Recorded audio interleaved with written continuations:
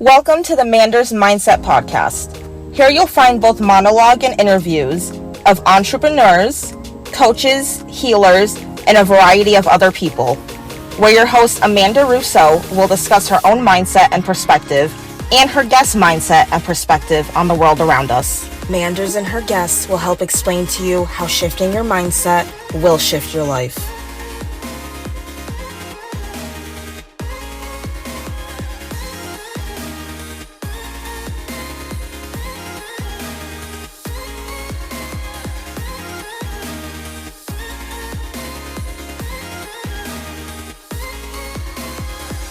Hey everyone, welcome to another episode of Manders Mindset. I'm your host, Amanda Russo, and I'm here today with Ashley Farias. Ashley and I first got connected about 2 years ago when I heard her on one of my friend's podcasts. Then I followed her on Instagram, and I have learned a lot about fitness, nutrition, motivation, and everything in between from Ashley in the past 2 years. So I knew she would be a great guest to have on the show, and I'm here with Ashley today.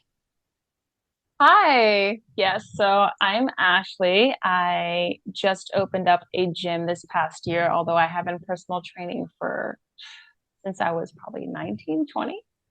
I'm now 27. And most of my job is me helping people look good, feel good, and trying to make those changes in their life stick. And it's been the best decision I've ever made. I love doing what I do. I don't think I could see myself doing anything else. That's amazing. Thank you for sharing that. Thank you. So you kind of answered this a little bit, but I'm going to ask it anyway.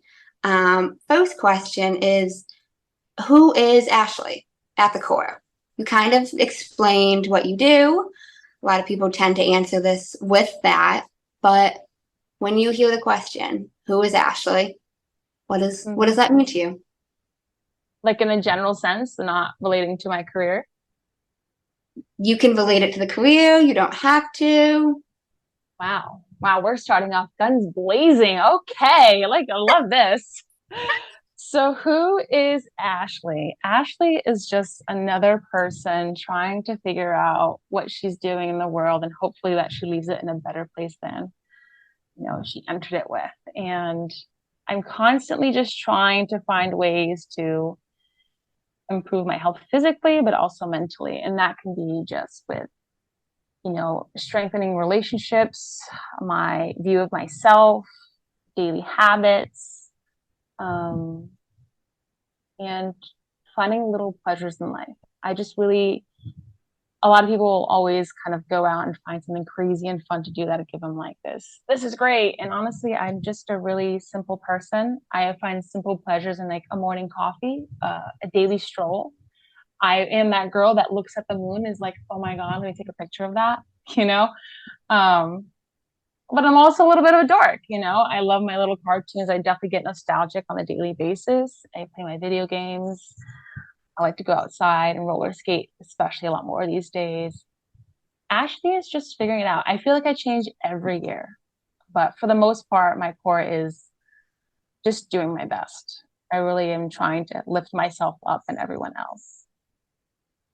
I'm sorry, that sounds so cheesy, but it's the reality of what I feel is what I do. No, it's not cheesy. I was thinking that's so sweet. I love that. Thank you. Yeah. I just like to listen to people too. I feel like everyone needs to be heard a little bit. So I'm always just trying to see what's out there with people in life. I learn a lot from talking to people, honestly. I completely agree. Haven't done that many of these, but I've learned a lot in just a handful of podcasts myself. Oh man, you're in for a lot of learning then if you're just getting started. That's good for you though. That's great. That is true. So you've talked a little bit about your career, where you are now. Can you tell us a little bit about your family dynamic, your childhood, your upbringing, and how you kind of got to where you are now? Whatever you're comfortable with that. Sure. Where do I even start? I guess as a kid, so I have a twin sister, fun fact. And I did everything with her growing up. And one thing we always did was draw. I spent hours and hours drawing and drawing. I'm talking like buckets full of notepads of drawings. And just spent a lot of time like alone with her, connecting and growing and exploring. I have two very loving parents. They were great. And I think, as with anybody in this generation, obviously those parents might have had issues that they weren't aware of. And therefore, everyone has a little bit of childhood trauma. Not everyone, but I'm sure a lot of people do. And so as I got into my teenage years, especially my late teen years, things got a little rocky. I grew up obviously having a great childhood, but I was also overweight and unhealthy. And at one point, I was like sick and tired of it. And I was like, I'm going to do something. And that was like simply starting with adding more broccoli. I literally was so scared to ask my dad to buy me some broccoli from the grocery store. And he didn't even bat an eye. He was like, yeah, sure. And I was like, oh, it's that easy. I can just do that. So, that was great. And I started with that. I learned how to start cooking at home. And then I started going like doing Pilates at home and exploring fitness in different realms of it. I was going for a jog, like little Zumba classes. Like I tried dipping my toe wherever I could do. But then at one point, I know now what I didn't know before is that I definitely have an obsessive personality. I have ADHD, so I will hyper focus on things, but I'm also super space cadet, like out there in the clouds. When I do focus on something, I'm zoned in. So I eventually was able to lose a ton of weight. And then I got really skinny and unhealthy at the same time that my family and I were struggling a little bit. My dad and I had a bit of a tough relationship. We're great now. I ended up going to therapy and squared that away. But it definitely took a toll on my late teenage years and my mental health. And I think that was when I realized how important, like, not just like obviously looking good and losing weight was important, but like your head, what's going on in here and controls your body. Everything else is just as important, if not more. I really thought at that time I was totally into fitness, but I was really passionate about art. Right, spent my whole life drawing. I was going to go to college and work for Disney, so I went to college right next to Disney. And like halfway through, I decided, nope, this isn't for me. I would literally be listening to lectures in class while reading studies about like health and fitness or muscles, whatever, anything that I could find online. I was obsessed. And then that was like one day I walked out of the class. I cried because I realized the mistake that I had made, dropped out the next day. And then the next week, I applied for a gym and got the job there. So it was just like the craziest transition ever, but totally worth it. And ever since then, I've just been exploring different realms of fitness. I started studying to be a personal trainer at like 19, 20. And I worked at a, corporate gym. I worked at many corporate gyms, hopping back and forth. I also competed in powerlifting at one point. That was fun. Until I had a really bad injury. That wasn't fun. But that injury was also another lesson about myself. I learned that, there's a lot more than just lifting weights. Movement is pretty important in many realms. Like it's not just about how heavy can you squat, how heavy can you deadlift, and how big are my muscles, right? I realized I should probably learn how to use my body properly if I want to live a long life without pain. So that was great.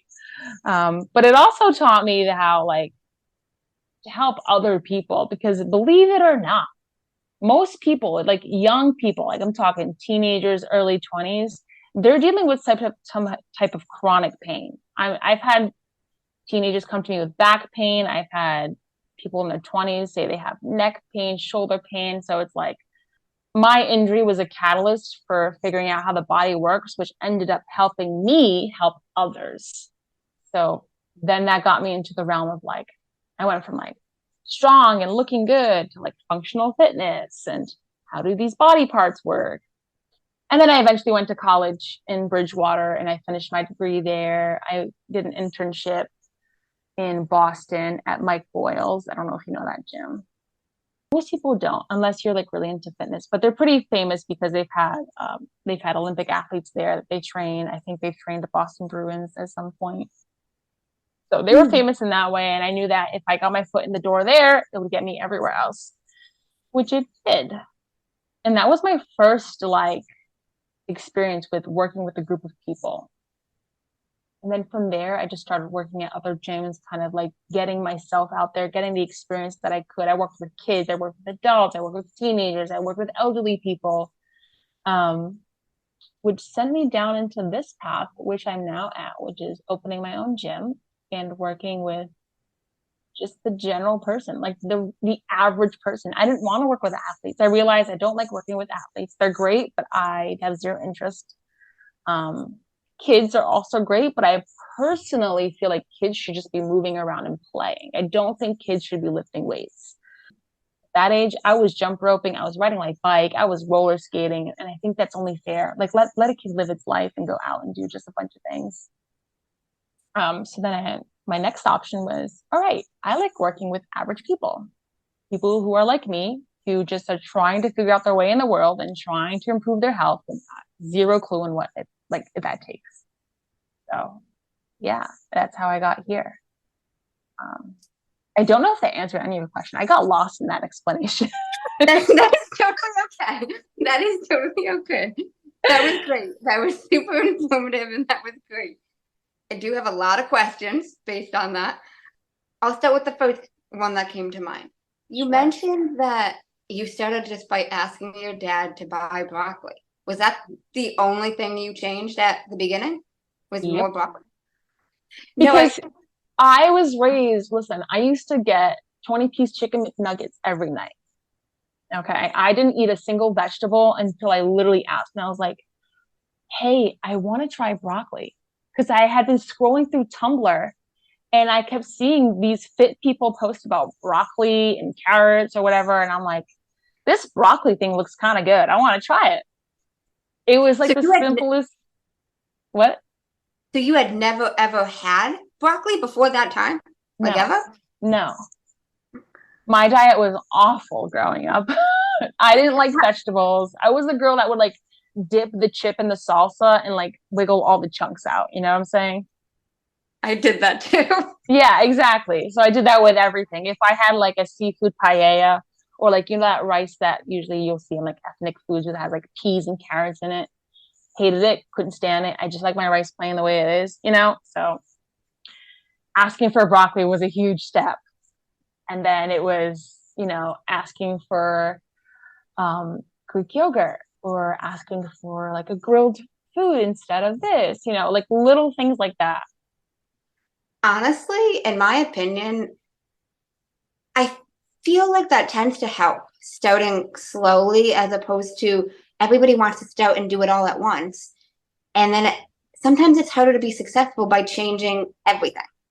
Oh, sometimes, girl, all the times. It's just like, and I hate that there's like all these trends, like at 45 or 30-day this. It's like, it's unrealistic. You're throwing yourself into a dumpster fire is really what you're doing.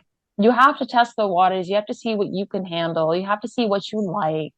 If you do everything at first, you're just gonna burn out. You're gonna be exhausted and you're gonna feel like, I can't do this because it's too hard. Well, yeah, of course it's too hard. You're trying to change your life in one day.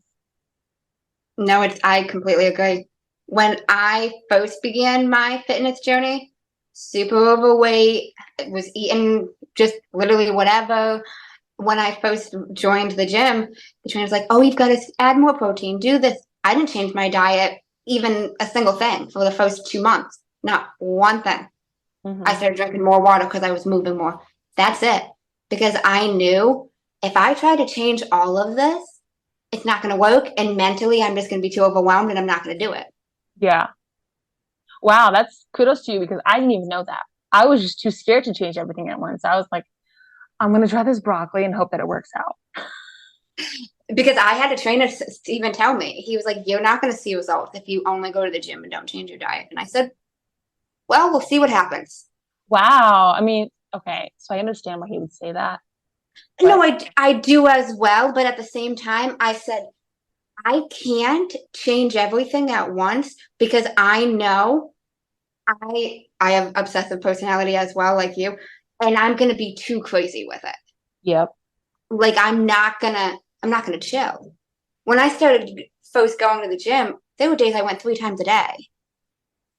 Like Wow. the trainer had to say to me, Amanda, I know you love being here, but and I'm like, I know. He's like, go enjoy your life, please. I would have a day off from work and I would be there 3 times. Oh my gosh. Girl, you're like those cross, if not worse at this point. I know. So that's also why I knew I can't change the diet and add the gym and add water and add because and I'm going to be overwhelmed and then I'm going to quit it all. Yeah. Not that that should be the answer, but I knew myself and I was just let me form the habit and create the habit of the gym. Once I have this habit readily instilled in me, we'll change the diet. Absolutely. 10 out of 10 would recommend that. That's what I tell every like consult that I get or client that starts. Like, I am not telling you to change anything other than showing up at the gym and for the amount of days that you said you would. And I wouldn't even tell them how many days. I'm like, how many days do you think you can show up at the gym, right? And they're like, oh, I don't know. What should I do? And I'm like, no, no, no. The question I ask is, how many days do you think you can show up? And they're always like flabbergasted. They're like, I guess I can do like 2 or 3. And I'm like, great. Let's start with 2. Most Mm-hmm. people will overestimate what they can do, which is, Yeah, too. I love that they're motivated at first, but it clouds their judgment a little bit. Mm-hmm. And then it's going to lead into disappointment if you aren't able to do what you said or don't do what you said. Yep. Yep. Even even myself, I recently started roller skating in the past year and I wasn't really committing to doing like 5 days of roller skating. I just told myself, you just have to roller skate for 2 times a week. And I know it's going to be hard to just get your feet out the door and get those skates on and find a place to roller skate, but let's just try it 2 times a week. It doesn't have to be, it could be 10 minutes, could be 30, could be 40. And I really would honestly just start with 10 minutes of roller skating just to get into that habit. And then slowly but surely, my 10 minutes would turn to 30 minutes. Then I would turn it to 45 to an hour. And I was like, oh, this is like nothing now. Now I want to do this 3 or 4 days a week. With any habit that you really want to build, you really do have to start so small, way smaller than people think. Mm-hmm. That's like, what is the book? I read a book. Maybe it might be Atomic Habits, but I was just going to say, is it Atomic Habits? Because I have that book in my drawer. I read a few on habits, so I'm trying to remember which one said it, to be honest.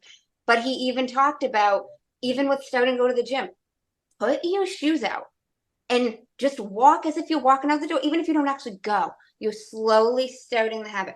Get the clothes ready. You're dressed for like even before you go. And then I read somewhere, I think it was a different book or an article about go to the gym for 2 minutes. Tell yourself you're going to go to the gym for 2 minutes. I would go to the gym for 2 minutes. But it's the fact you went, you did the habit, you showed up. Yep. And the consistency, showing yourself, you can keep promises to yourself. That's it, right? It's actually sticking to your own word. You can rely on yourself.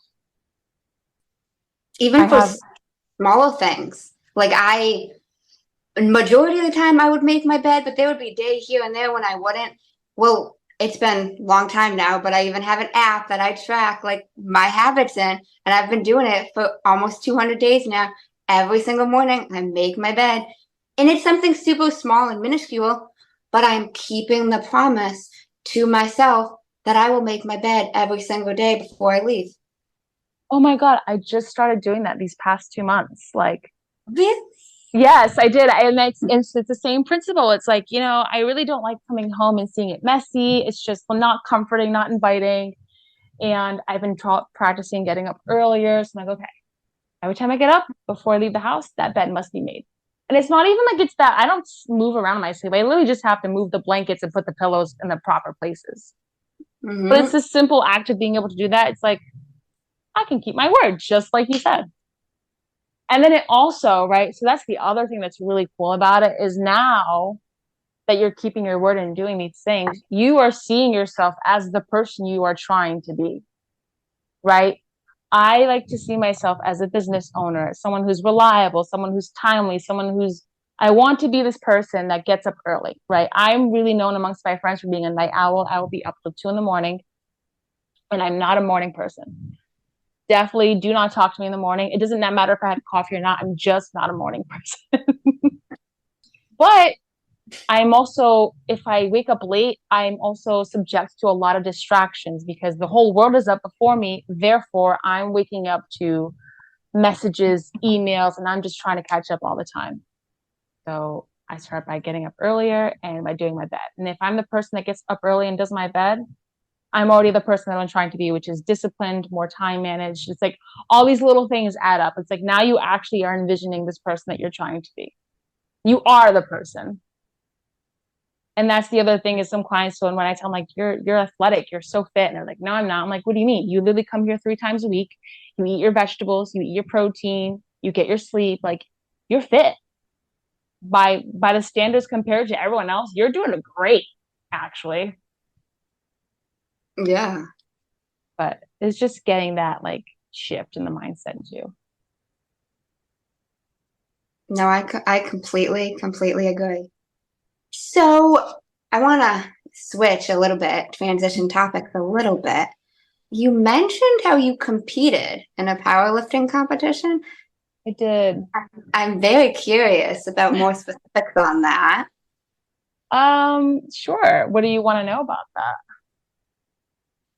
The process, how you went about it, when you did that, whatever you want to share about it. Sure. I mean, I guess so when I was doing, obviously when I got into fitness, it was a lot of bodybuilding-ish kind of stuff because I was focused on aesthetics. But then there was an interesting change on like, so also social media was really popular and I had started posting my, fitness journey on Instagram. And I started following other people who posted stuff. And I went from having this, so backstory, I had orthorexia, which also led to anorexia at one point. And I was trying to shift my view on my body and like what I wanted, right? I'm like, okay, I don't want to be this stick thin figure that's just skin and bones. I'm seeing these other girls lift weights and they have beautiful, like bodacious booties, completely curvy bodies that are so strong. And I'm like, I want that. Like, I want to do that. And all of them are lifting really heavy weights. And a lot of them happen to be power lifters. And my sister at the time was also into fitness, and she had kind of taken the first step and started lifting heavier, and she was into deadlifting. And I was like, oh, I guess I can try that. Like, if my twin can do it, then I must be able to do it, right? So I did, and then next thing you know, I'm having people compliment me and my achievements, and they're like, you're tiny but you're strong. You should really consider competing. And I'm like, I don't know. I mean, I follow all these other people. I could never be like that. And then one day I was like, no, but I can, right? Because I was also this person that was sitting on my butt in front of a computer and just drawing and eating chicken McNuggets. And now I'm literally a personal trainer who's fit and lost all this weight and eats healthy. So why can't I be a powerlifter? So I saw there was a competition coming up in Orlando, which is where I was living at the time. And I signed up for it. I purchased the belt. I purchased like the whole gear that you needed to wear. I trained, I did like a powerlifting split, trained the big lifts. Unfortunately, the week before the competition, I had a really bad back injury. But I don't know if it was adrenaline or something, but the day of the actual competition, I had zero pain. It like was not non-existent. My back was fine. And I showed up at the competition. I met so many nice people. Girls were super friendly. Like everyone was there to compete, but at the same time, it's like very uplifting. Like we all just want everyone to show their best and put their best out there. And I just coached myself, so I didn't have a coach. And it was awesome. Like I was probably like 115 pounds at the time. And I was deadlifting like 175, I think. I forget what my squat was. I think it was like 150 or 160. And I was the tiniest girl in my weight class. So I think it was like only one or two other people. So I ended up winning. Not a big deal to me because it was just like, it was me versus two other girls, but it was still a great experience nonetheless. It was probably one of the best competitions I would ever recommend in the fitness world because it's you versus yourself.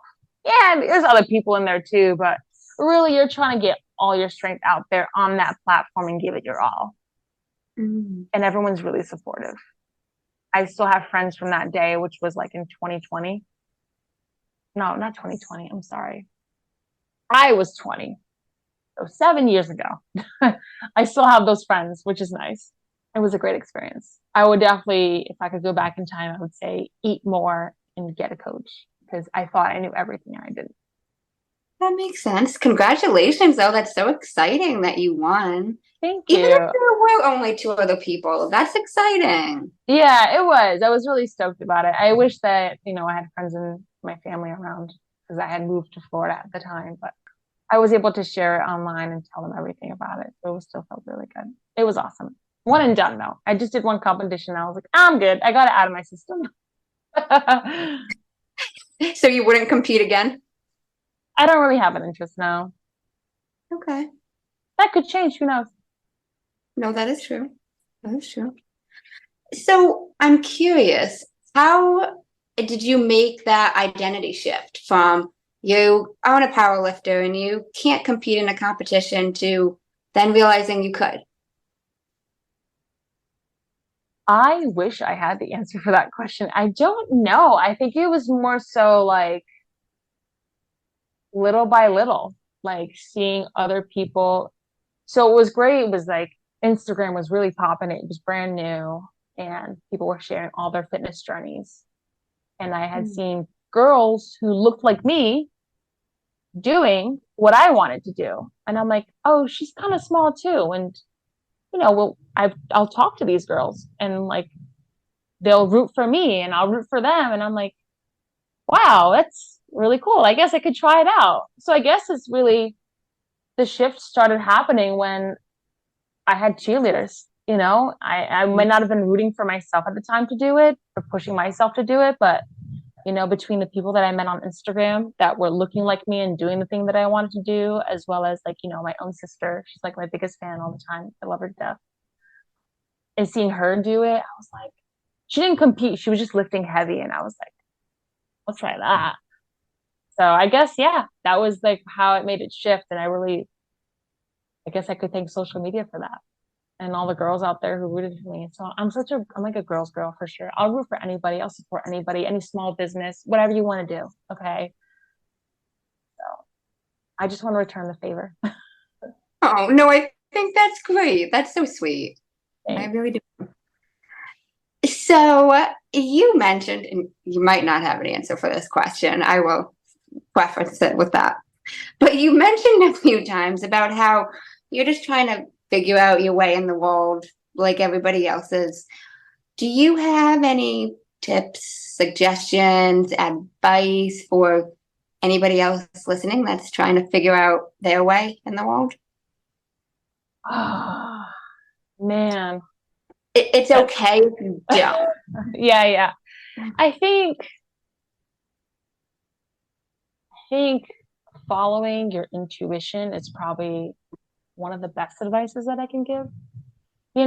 I obviously some people's gut feelings are not, they're questionable, but I think for the most part, we ignore our gut feeling and our intuition, right? With logic and reasoning, or, oh, I couldn't do that. That's too hard. Or I don't have the money, or I don't have the experience. Like, I'm not ready.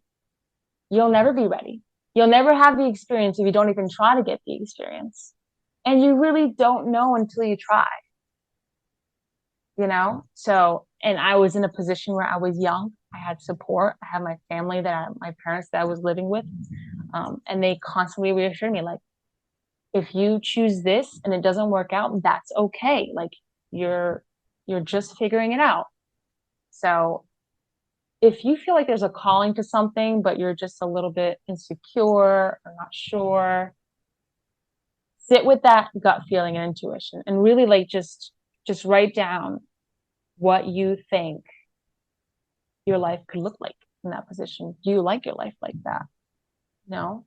I for a while I was like, do I continue with personal training or do I pursue a business degree? I had a really hard time with it and I went in circles with my family. And then I was just like, I like working with people. I like training people. That was when I was at my happiest and I want to continue. So I'm going to move forward with it. And life has just taken me into that route and I just keep following it. Honestly, it's almost like happy little accidents that are not really accidents. I kind of put myself in a position and then I just fall into it. But I definitely think the biggest thing is intuition and gut. Don't be afraid. Don't let fear get in the way. Like, life's too short. Life's too short to be scared to live and do the thing that could be like the best thing for you. Thank you. That was a great answer. That was great. Thanks. No, that was I agree. Intuition is very powerful, but that was very informative. So thank you. You're welcome. I hope that it helps anybody, including maybe you. I was taking mental notes. I was. Nice. So I think you kind of already answered this, but I'm going to ask it anyways, because you might have a different answer than what I'm thinking it is. But a lot of people talk about an aha moment or a moment where something just clicked for them. Maybe there was a different life experience with something, they made a shift in their life. They realized something different about themselves, something different about the world around them. Would you say you've had an aha moment?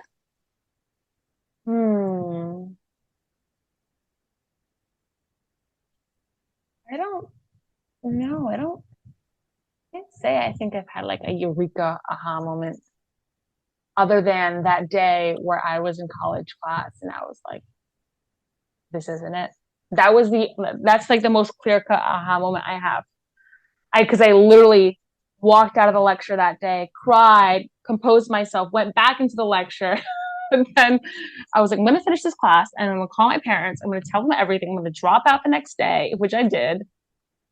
I knew exactly what I wanted in that moment. But ever since then, everything's just kind of been like, I'm like 70 to 80% sure that I want this. I'm going to try it because that's better than being 30% sure. That's true. I would say that that's kind of an aha moment. Your story with the classroom and then leaving and then dropping out of college the next day. Yeah. I would say that's kind of an aha moment.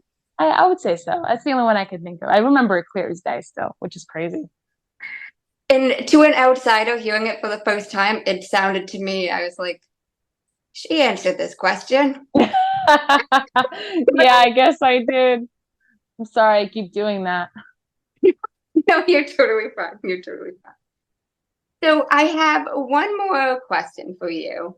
Okay. So I kind of wanted to approach podcasts in a way of not only having questions from myself, but having some questions from basically an outsider. So I asked my best friend to come up with a question that I could ask any podcast guest. She had no idea who I would be asking this to and see their response. So her question is, what has been the best decision you've made in your life up until now, in your opinion, and why?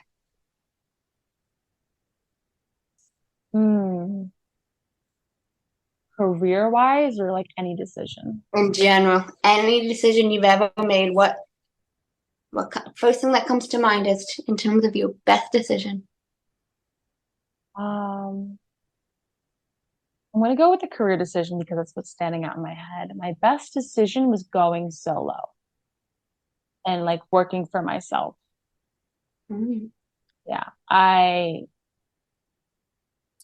In the fitness industry, it's tough because you are in a man's world, first of all. Most corporate gyms are run by men.